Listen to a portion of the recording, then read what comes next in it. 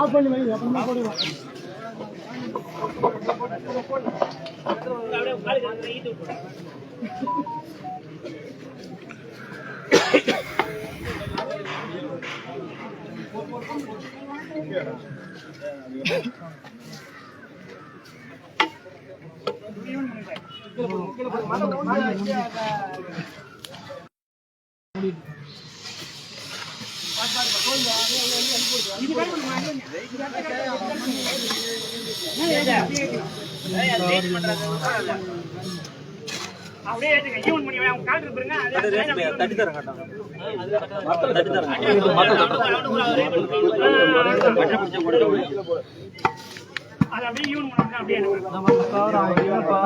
இருக்குமா நாங்களே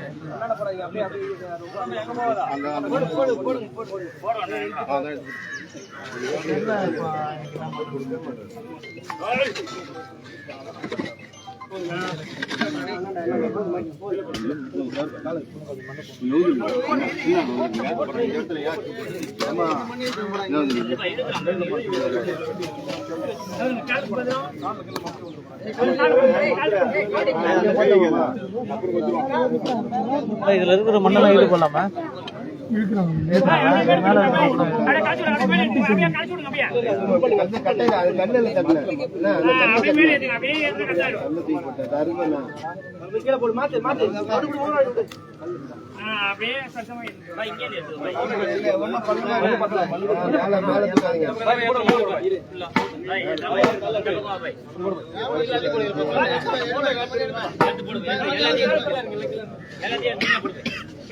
வாங்கல இங்க போடுங்க.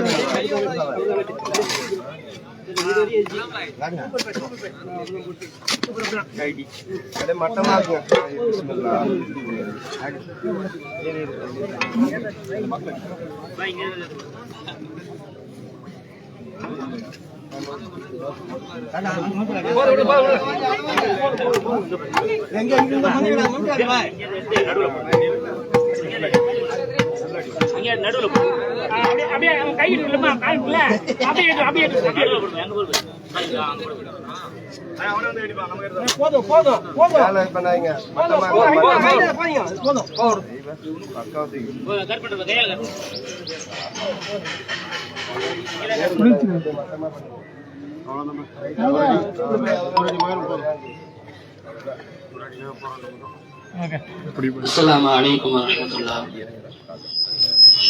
அல்ஹம்துலில்லாஹி ரப்பில் ஆலமீன். ஏக இறைவனுடைய அருளால் நம்முடைய சகோதரருடைய ஜனாசாவை மார்க்கம் சட்ட அடிப்படையில், நபி வழி அடிப்படையில் அழகான முறையில் தொழுது முடித்துவிட்டு அடக்கம் செய்யக்கூடிய இந்த தருணத்தில் நாம் இருந்து கொண்டிருக்கிறோம்.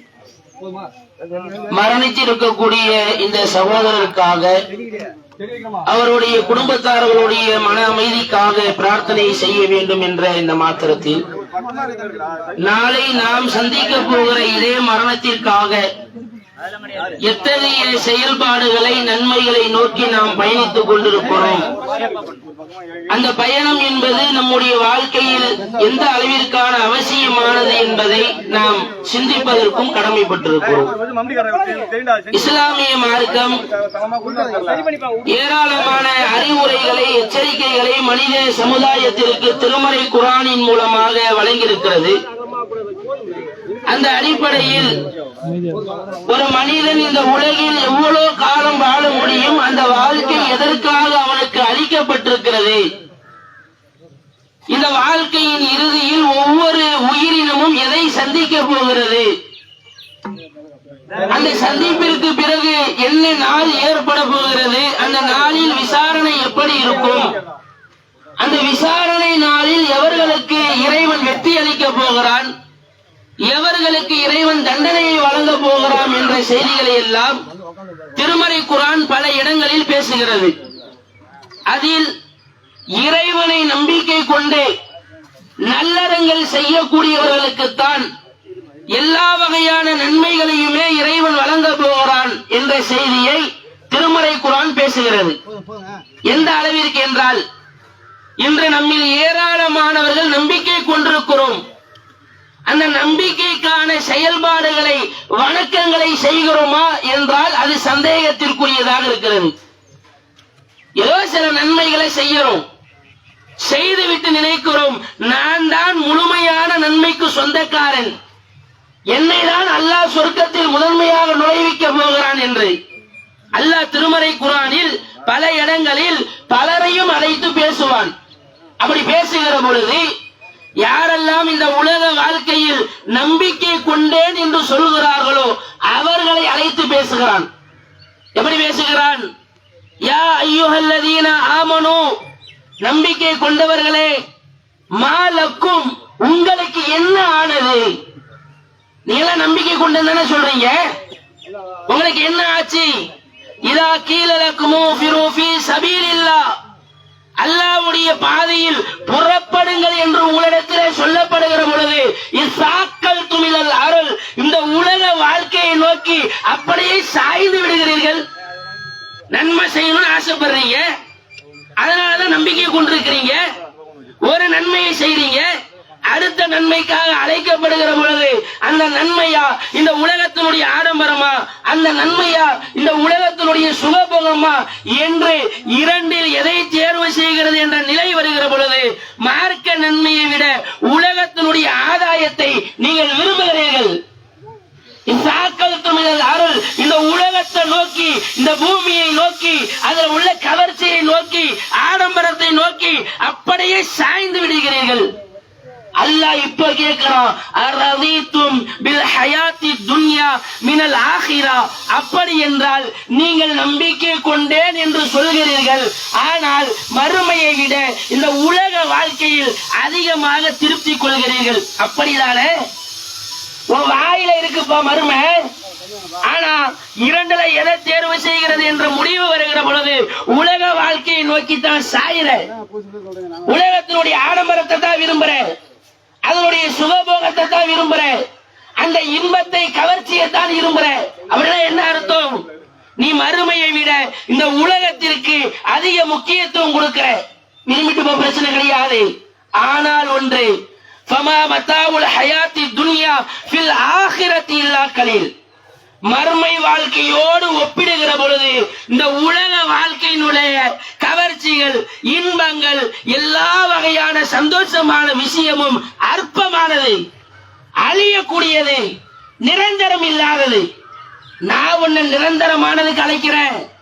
நீ எது நிரந்தரம் இல்லையோ, எது உனக்கு கூடவே கடைசி வரைக்கும் இருக்காதோ, ஏதோடு ஒரு நாள் கடைசி வரை பயணிக்க முடியாதோ அதை நோக்கி தான் போய்கிட்டு இருக்கிறீங்க என்று நம் மீது ஒரு குற்றச்சாட்டை வைக்கிறோம்.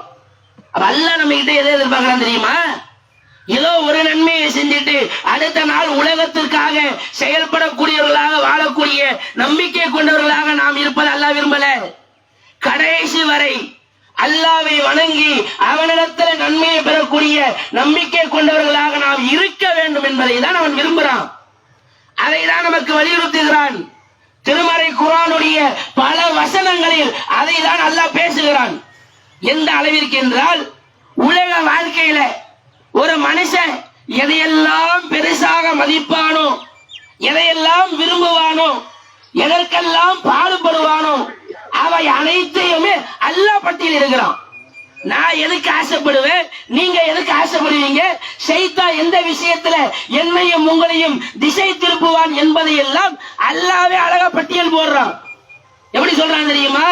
குல், நபியே நீங்க போய் அந்த மக்கள் கிட்ட சொல்லுங்க, ஏகான ஆபாவுக்கும், உங்களுடைய பெற்றோர்கள், அபுனாவுக்கும், உங்களுடைய குழந்தைகள், இஹ்வானுக்கும், உங்களுடைய சகோதரர்கள், உமராவுக்கும் உங்களுடைய வாழ்க்கை துணைகள், அஷீரத்துக்கும் உங்களுடைய நெருங்கிய உறவினர்கள், அம்வாலுக்கு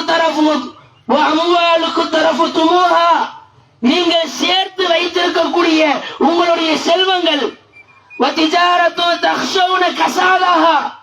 நீங்கள் வறுமையை அஞ்சக்கூடிய நஷ்டத்தை பயப்படக்கூடிய உங்களுடைய வியாபாரங்கள், நீங்கள் விரும்பக்கூடிய உங்களுடைய வசிப்பிடங்கள், வீடுகள், இவை அனைத்துமே எல்லாத்தையும் நீங்க விரும்புறீங்க. நீங்க உங்க உமா அப்பா, உங்க புள்ள, உங்க சொந்தக்காரவங்க, உங்க மனைவி, உங்க கணவன், உங்க நெருங்கிய உறவினர்கள், நீங்க சேர்த்து வச்சிருக்கக்கூடிய உங்க செல்வம், நீங்க நஷ்டத்தை பயப்படக்கூடிய உங்களுடைய வியாபாரம், நீங்கள் விரும்பக்கூடிய உங்களுடைய வசிப்பிடங்கள், இதைதான் நேசிக்கிறீங்க. அஹப்ப இலைக்கும் மினல்லாஹ். இப்ப அல்லாஹ் எதையெல்லாம் பட்டியல் போட்டானோ இவையெல்லாம் அல்லாஹுவை விட, வரசூலிஹி அல்லாஹ்வுடைய தூதரை விட, வஜிஹாதி ஃபீ சபீலிஹி அல்லாஹ்வுடைய பாதையில் முயற்சி செய்வதை விட, தியாகம் செய்வதை விட, இதெல்லாம் உங்களுக்கு விருப்பமானதாக இருந்தால் விரும்புங்க, பிரச்சனை கிடையாது. எதுவரை ஃபதரப்பசு காத்திருங்க, ஹத்தா யத்தி அல்லாஹு பி அம்ரிஹி அல்லாஹ் உங்களுக்கு எதிராக அவனுடைய கட்டளையை பிறப்பிக்கிற வரை. எல்லாத்தையும் அல்லாஹ் கொடுப்பான். உலக வாழ்க்கையில நீங்க அல்லாஹ்வை விட, அல்லாஹ்வுடைய தூதரை விட, அவனுக்காக தியாகம் செய்யறதை விட இதையெல்லாம் நேசிக்க கூடாது. இதெல்லாம் அல்லாஹ்க்கு அடுத்து, அல்லாஹ்வுடைய தூதருக்கு அடுத்து, அவனுக்காக தியாகம் செய்வதற்கு அடுத்து இருக்கணும்.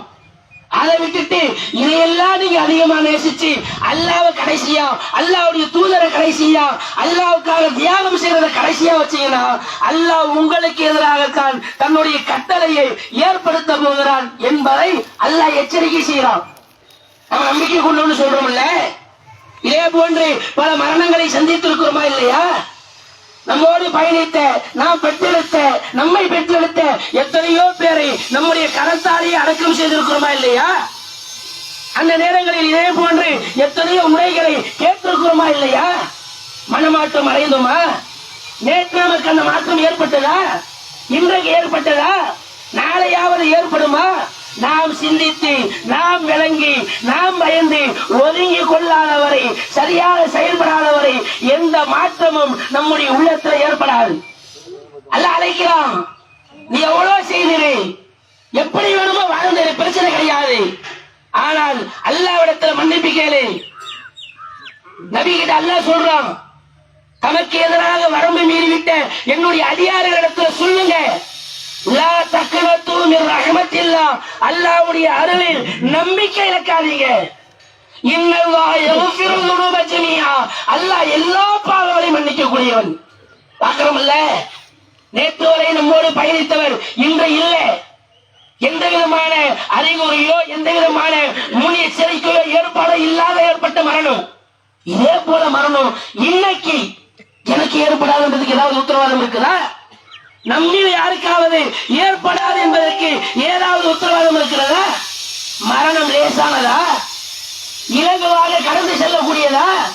இந்த உலகத்தில் ஏராளமான நன்மைகளை செய்த, அல்லாஹ்விற்கு கட்டுப்படுவதையே தன்னுடைய கோட்பாடாக வைத்திருந்த, முன்பின் பாவங்கள் மன்னிக்கப்பட்டே இருந்தும் நன்றி செலுத்த வேண்டும் என்பதற்காகவே கால்விங்கிற அளவுக்கு தொழுத அல்லாஹ்வுடைய தூதர் நபிகள் நாயகம் ஸல்லல்லாஹு அலைஹி வஸல்லம் அவர்கள் அவருடைய கடைசி மரண நேரத்தில் என்ன சொன்னாங்க? இன்னலில் மௌத்தி சக்கராத், மரணத்திற்கு வேதனை இருக்கிறது. அதை உணர்ந்ததனால சொன்னாங்க. அவ்வளோ பெரிய அல்லாஹ்வுடைய தூதர், பல நன்மைக்கு சொந்தக்காரர்கள், அவர்களே அதை உணர்ந்து மரணத்துக்கு வேதனை இருக்குன்னு சொல்லி இருக்கிறாங்கடா. அப்ப நானும் நீங்களும் அந்த விஷயத்தில் எந்த அளவிற்கு கடுமையாக, எச்சரிக்கையாக அல்லாஹ்வை அஞ்சி நம்முடைய வாழ்க்கையை அமைத்துக் கொள்ள வேண்டும் என்பதை நாம் சிந்தித்துக் கொள்ள வேண்டும். அடுத்து, மரணம் என்பதை என்னைக்கோ ஏற்படத்தான் போவது. அல்லாஹ்வுடைய தூதர் சொன்னாங்க, மன் கரிஹ மன் அஹப்ப லிகா அல்லாஹ், யார் அல்லாஹ்வை சந்திப்பதை விரும்புகிறாரோ, அஹப்பல்லாஹு லிகாஹு, அவரை சந்திப்பதை அல்லாஹ் விரும்புறான். எப்போ? இப்ப சந்திக்க எல்லாம் விரும்புவோம். நமக்கு மரண நேரம் வருகிற பொழுது நம்மளுடைய உயிரை எடுப்பதற்காக வந்திருக்கிற வானவர் எந்த நிலையில் வந்திருக்கிறார்? தீயவருடைய உயிரை எடுக்கக்கூடிய நிலையில் வந்திருக்கிறாரா அல்லது நல்லவர்களுடைய உயிரை எடுக்கக்கூடிய நிலையில் வந்திருக்கிறாரா என்பதை பார்க்கும் பொழுதுதான் நாம அல்லாஹ்வை பார்க்க விரும்புறோமா நேசிக்கிறோமா என்பதை நாம தீர்மானிக்க முடியும். நல்ல விதமா வானவர் வந்துட்டாங்க, நல்லவர்களுடைய உயிரை கைப்பற்றுவதை போன்று கைப்பற்றுகிறார்கள் என்றால் நாம அல்லாஹ்வை சந்திக்க விரும்புவோம். அப்படியாப்பட்ட நிலை உங்க வாழ்க்கையில ஏற்பட்டா அஹப்பல்லாஹு லிகாஹு, உங்களை சந்திக்கிறது அல்லாஹ் விரும்புறான். இப்ப ரசூலுல்லாஹ் சொல்றாங்க, மன் கரிஹ லிகா அல்லாஹ், யார் அல்லாஹ்வுடைய சந்திப்பை வெறுக்கிறாரோ கரிஹல்லாஹு லிகாஹு, அவரை சந்திப்பது அல்லாஹ் வெறுக்கிறான். யார் இந்த உலகத்துல தீமையாக செயல்பட்டு தீயவர் என்று அல்லாஹ்வால் முத்திரை குத்தப்பட்டு தீயவர்களுடைய உயிரை இருக்கக்கூடிய தோரணையில் வானவர்கள் வந்து விட்டார்களோ அவர் அல்லாஹ்வை சந்திக்க விரும்ப மாட்டாரே, அவரை சந்திப்பதை அல்லாஹ் விரும்ப மாட்டான். அப்ப என்னுடைய வாழ்க்கையில் என்னுடைய மரண நேரத்தில் நான் அல்லாஹ்வை சந்திக்க வேண்டும் என்ற சிந்தனையோடு மரணிக்க வேண்டுமா அல்லது சந்திப்பதை வெறுக்கிற சிந்தனையில் மரணிக்க போகிறானா என்பது என்னுடைய வாழ்க்கையில் உள்ள அமல்கள் செயல்பாடுகளை நான் எந்த அளவிற்கு நன்மையாக செய்திருக்கிறேன் என்பதை பார்த்துத்தான் தீர்மானிக்கப்பட போகிறது. இப்பொழுது ஒரு சகோதரர் மரணித்திருக்கிறார்கள், அவரை பற்றி பரவலாக என்ன பேசப்படுகிறது? ஆர்வத்தோடு பல நன்மைகளை செய்தவர், அடுத்தவர்களுடைய உதவியில் முன்வந்து நிற்கக்கூடியவர், இதற்கு அல்லாஹ் அவருக்கு கூலி தருவான். இதை பார்க்கிற நம்ம பலருக்கு ஒரு ஆசை வருது, நாளைக்கு நம்ம மரணிச்சா இவரை போன்று இவர் எப்படி சமுதாய பணியில மார்க்க பணியில இருந்தாலும் பேர் எடுத்திருக்கிறாரோ அந்த பேரை நம்ம எடுக்கணும்னு ஒரு ஆசை நமக்கு உண்டாச்சு இல்ல? அதுக்கு என்ன காரணம்? இவரை பற்றி இப்பொழுது பேசப்படுகிற இந்த விஷயம் காரணம். அல்லாஹ்வுடைய தூதர் சொன்னாங்க, மன் சன்ன ஃபில் இஸ்லாமி சுன்னத்தன் ஹஸனா, யார் இந்த இஸ்லாமிய மார்க்கத்தில் அழகிய ஒரு விஷயத்தை செய்து விடுகிறாரோ அவருக்கு அது போன்று கூலி உண்டு.